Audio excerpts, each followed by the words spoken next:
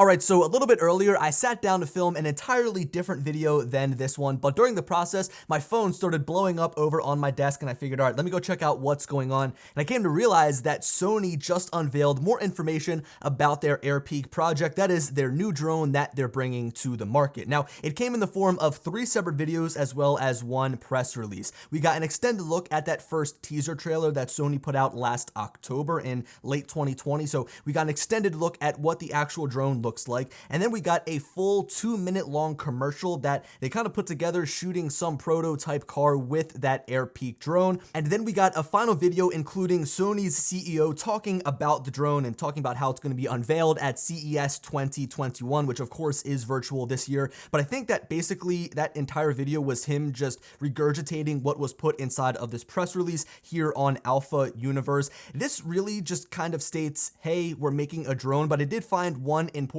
paragraph or one important sentence in this brief, and it says, in order to fully support the creativity of video creators, the payload of the drone can be equipped with any alpha mirrorless camera to capture high quality full frame aerial photography and video. So that means that if you've got a Sony, you can equip it onto this brand new drone. So out of all of the content that Sony has released thus far on this Airpeak drone project, there's really only one that piques my interest, and it gives us the most information. It's the video where they took the drone out and they filmed the prototype Vision S vehicle. It's about 1 minute and 45 seconds in length. We're going to go through and break down this video frame by frame to learn as much as we can about what to expect from this upcoming drone from Sony. But as of right now, there's no set release date and there's also no confirmed spec. So hopefully we can learn exactly what to expect from this drone by breaking down this video. But before we move forward here, breaking down this video from Sony, I kind of want to set some ground level expectations and then give you some of my thoughts on this Airpeak drone project, looking top down at the entire drone industry as a whole to see exactly where it fits.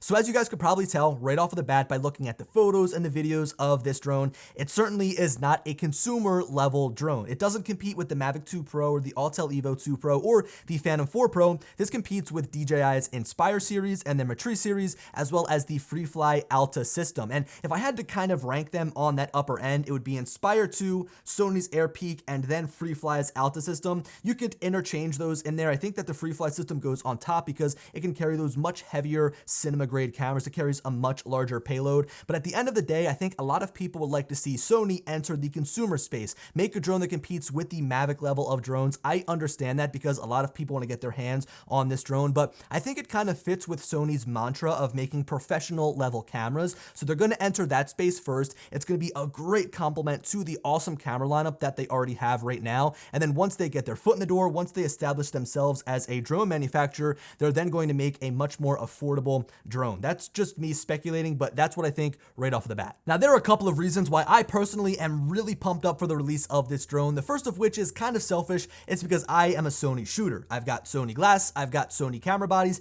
and now I'm going to be able to make them work with Sony's drone. And if you're a Nikon shooter or a Canon shooter, I can understand you're probably going to write this drone off. You're going to say, look, I really don't care about this new Sony drone. But if you're like me, and if you're in Sony's ecosystem, you're going to understand that this is just another way to make their alpha lineup a whole lot more versatile, right? You can match the image quality and the color science that you're shooting with on your ground camera to now your aerial camera, right? It's going to make things a whole lot easier. In my opinion, it's going to be a game changer. Now, I know that you can like fly other cameras. You can put your Panasonic camera in the air. You can put your Nikon camera in the air, but those are open ecosystems. And with a closed ecosystem, I feel like it's going to make things a whole lot better. Now, moving on from my selfish personal reasons as to why I'm excited for this drone, if we look at like, again, that top-down view of the entire drone industry, Sony is the perfect company that we need disrupting this space. They're a giant electronics manufacturer and they make really great cameras. Both of those are going to kind of formulate into a winning drone combo, and they have the capital behind them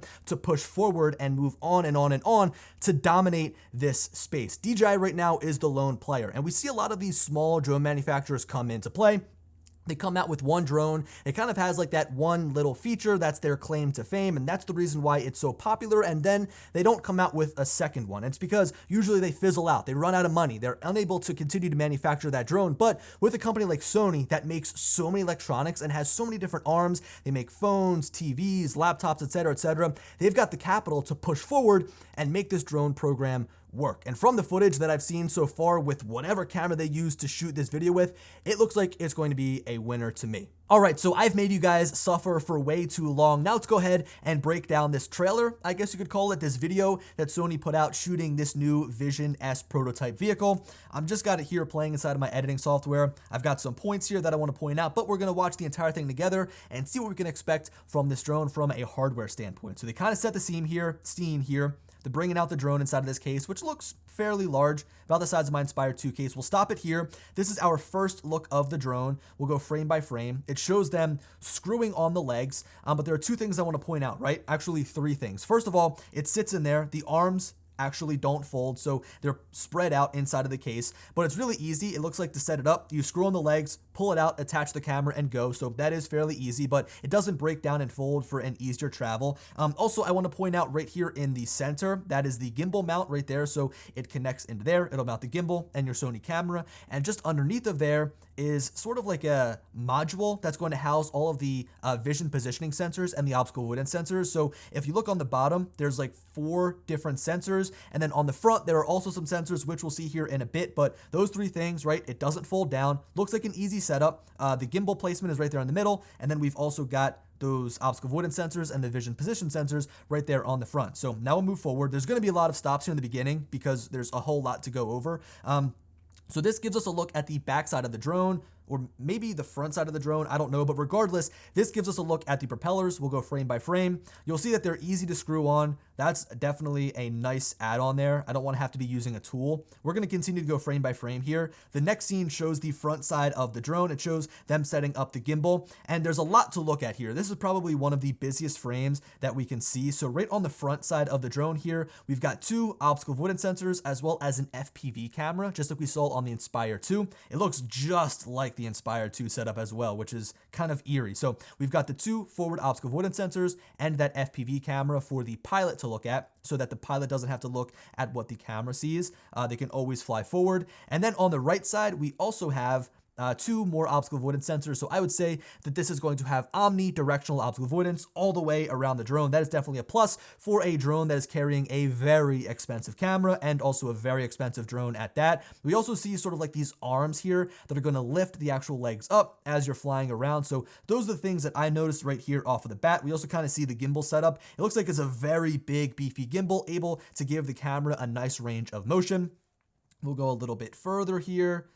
They're just adjusting the gimbal. Oh, one more thing. You can see right there at the bottom, they've got a camera plugged in, so it is confirmed. I wouldn't see how they would get around doing this, but you can see the live feed right from the camera because it's plugged in there. It's going to have power. It's going to probably transmit a signal, so you're all good on that regard. This shows the top of the drone here. The one thing I wanted to share is that it has an upward obstacle avoidance sensor right here on the front. So again, omnidirectional obstacle avoidance. Moving forward, as he slides that battery in, we now see a different angle, we'll move forward here, of 2 batteries. It is a dual battery setup, which is great because we're going to be able to hot swap the batteries, and if one battery fails, we've got another battery to back up on. And if we look right here, in the center, we've got this latch system, so you can unhinge one battery, take it out, put a new one in, and then take out the other. So it's one battery out at a time. Again, dual battery system is great for redundancy and hot swapping on the go. Also on this backside here, we can see on the opposite side, more obstacle avoidance sensors. They kind of look like screws there for a second, but they are obstacle avoidance sensors. And then also on the backside, we also have some more obstacle avoidance sensors. So again, omnidirectional obstacle avoidance sensors. And look, if you see these ones just underneath of there, they kind of look like they're slanted at a certain angle, which is pretty interesting. So all these cameras really do make flying this drone a whole lot easier. I also want to point out that we've got carbon fiber legs here. It looks like it's made of carbon fiber. We've also got a power button on the left side and the LEDs on the right side to give us an indication of how much battery is left. We'll move forward here, and as soon as they latch that battery in, it lights up. So we can see 4 indicators to tell exactly how much battery is left inside of the drone at a quick glance. All right, we'll move forward here. Let's see. All right, so again, here's another look at the front side of the drone. The FPV camera is kind of like setting up here to see that it's calibrating. So if you guys are unfamiliar with how that works, basically with a drone like this, a professional system, you've got 2 pilots, right? Or 2 people flying the drone. So one is piloting the drone and the other is only operating the camera. They point where it's looking, they point its, rotation and its yaw. So they've got everything under control for the camera. So while you're flying the drone around as the pilot, you can use this forward-facing camera in order to see where you're going. So the beauty of this drone is you can fly forward, and then the camera underneath can look anywhere that it wants to, and it can rotate a full 360 degrees. At least that's what I'm thinking. I don't know if there's going to be any sort of end point that you come into, but regardless, this is great because it gives the pilot another view as they're flying forwards so that they don't crash the drone. All right, we'll move forward a little bit here.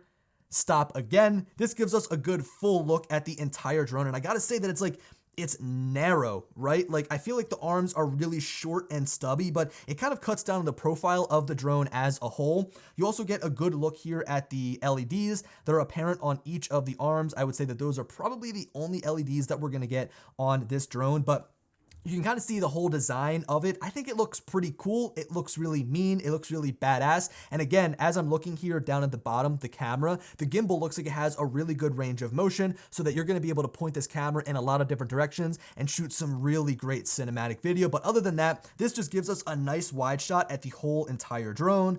Moving forward here, we'll stop again.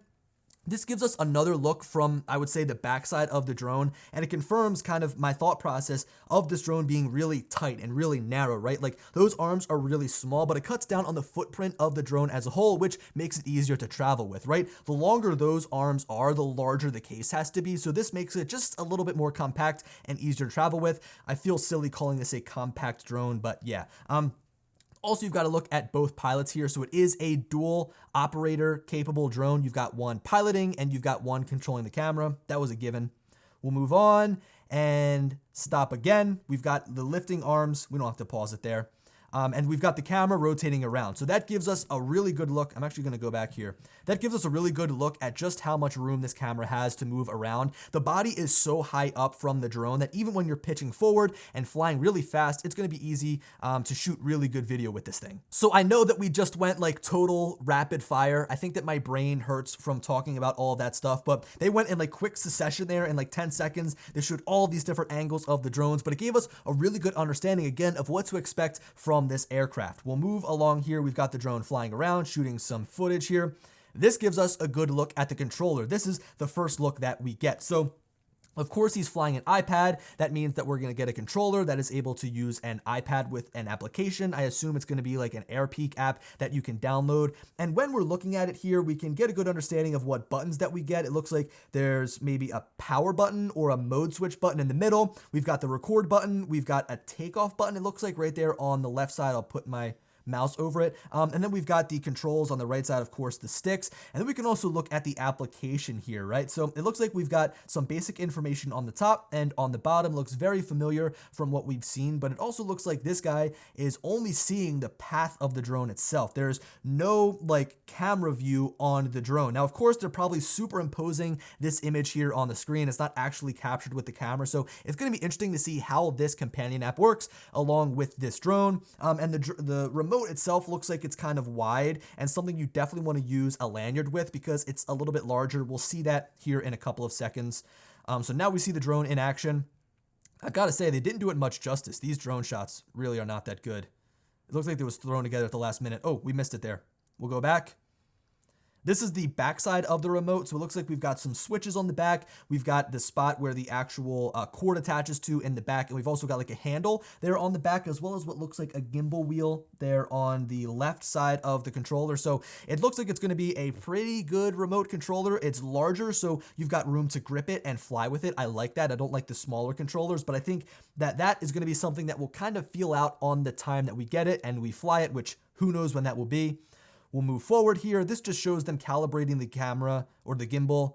You can kind of get a feeling for what it looks like. It looks like kind of attaches through the hot shoe up there. It mounts on either side of the camera and underneath, so it's really snug and in there. It's not going to go anywhere. But I just wonder how easy this will be to adjust on the fly when you change lenses. And also, what's the payload rating? Like, what lenses can I use with this? Can I use a 70 to 200 GM on it? I don't know. So we'll move on here. That's going to be interesting. Oh, okay, so this was a clip. I continue to talk about like the range of motion of this gimbal. I'm gonna play this back for you guys a couple of times here. Just look at how fluid the drone moves and look at how still the gimbal is. This just shows the agility of this drone. I'm gonna continue to play this back because it's kind of impressive that the drone is able to maneuver in that way. To me, like as a drone flyer, I look at that and I say, yeah, that drone looks like it's very agile. Next up is the speed of the drone. We see that for what, a second? And it looks pretty fast. I mean, what, 60 miles an hour? If I had to guess, it'd be somewhere around 50 to 60 miles an hour top speed. We don't know. The next is just some drone shots taken. Again, they're really not doing this drone justice. Some of these shots taken with it aren't that good. Just my personal opinion.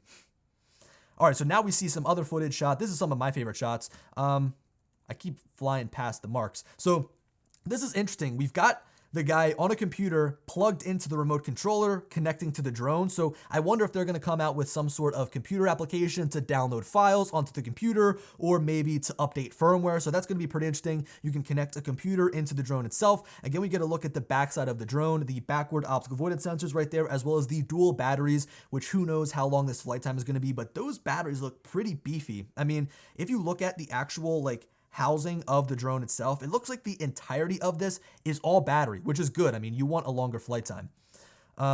Let's see, there's going to be a couple more coming up here, a couple more aspects. All right, so here's another look at the controller. It doesn't really show us much more about what we can expect from it. Again, we see like a gimbal wheel there on the back, the guy's fingers on it. And we also see maybe some LEDs at the bottom here. It's very reminiscent of a DJI remote controller. It's like a Phantom remote controller, but kind of squeezed out a little bit wider.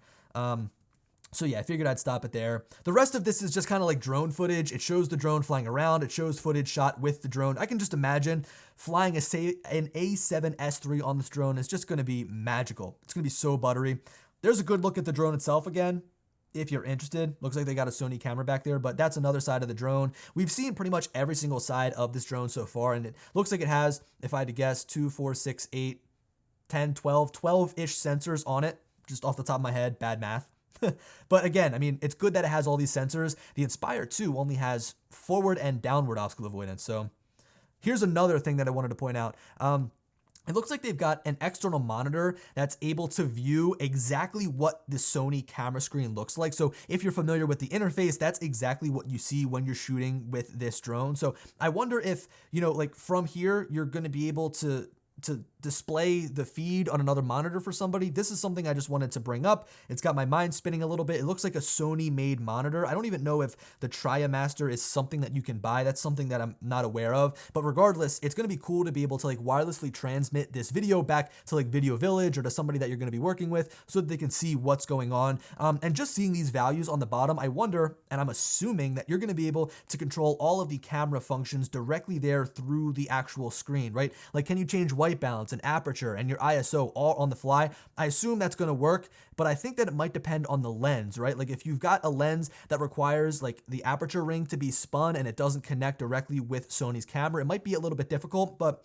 that's going to be something that I'll probably cross when we get there. And that was the last thing I want to point out. This drone looks awesome. I like that the legs lift up. I think it looks really cool. And that shot right there is really cool. That's what was yeah, okay, this is going to be great. I don't know. I like Sony. I shoot with a Sony camera, so I'm a little bit biased. But look, push that out of the way. Guys, I'm really hyped for this drone, as you could tell through my enthusiasm in this entire video. As a Sony shooter, again, I think I'm a little bit biased because I'm yeah, I like this company, and yeah, they're going to make a drone, and it's going to make me able to fly my drone in this, or fly my camera in this closed ecosystem. But I think that if you're somebody that flies drones and you come to this video as a Nikon shooter, you're going to say, yeah, click. In fact, you probably already clicked off of this video. So if you guys are interested in this Airpeak drone, I'm going to put everything that Sony's published to this date down in the description below. You can go ahead and check out all of those links. And if you guys are interested in this drone, let me know your thoughts down in the comment section below. Anyway, guys, hope you enjoyed the video. And as always, talk to you later. Peace.